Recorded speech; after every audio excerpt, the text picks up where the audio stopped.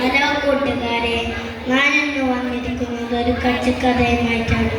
കഥയെന്ന് വെച്ചാൽ ഡോറയുടെയും പൂജയുടെയും കഥയല്ല കേട്ടോ. കഥയുടെ പേര് മുത്തുനബി സല്ലല്ലാഹു അലൈഹി വസല്ലത്തിന് പെരുന്നാൾ സമ്മാനം. ഒരു പെരുന്നാൾ ദിവസം മുത്തുനബി സല്ലല്ലാഹു അലൈഹി വസല്ലം പള്ളിയിലേക്ക് പോവുകയായിരുന്നു. വഴിയരികിൽ കുറെ കുട്ടികൾ പുത്തനെടുപ്പ് പള്ളിയിലേക്ക് പോകുന്നത് കണ്ടു. തൊട്ടടുത്തുള്ള ഒരു കുട്ടി തേങ്ങി കരയുന്നത് കണ്ടു.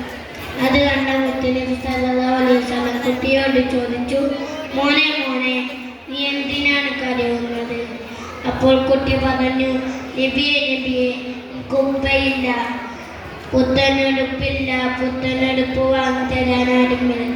അത് കേട്ട മുത്തുനബി സല്ലല്ലാഹു അലൈഹി വസല്ലം കുട്ടിയെ കൂട്ടി വീട്ടിലേക്ക് നടന്നു. വീട്ടിലെത്തി പ്രിയപ്പെട്ട ബീവിയെ വിളിച്ചു. ഇതാ നിനക്കുള്ള പെരുന്നാൾ സമ്മാനം.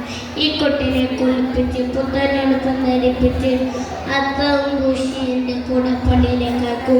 ആശ ബീവി പറഞ്ഞതുപോലെ ചെയ്തു. പള്ളിയിലേക്ക് പോകുന്ന വഴിക്ക് കുട്ടി ചോദിച്ചു, അല്ലയോ നബിയെ, പള്ളിയിലേക്ക് വരുന്നവരെല്ലാം അവരുടെ ഉപ്പാനെ കൂടെയല്ലേ?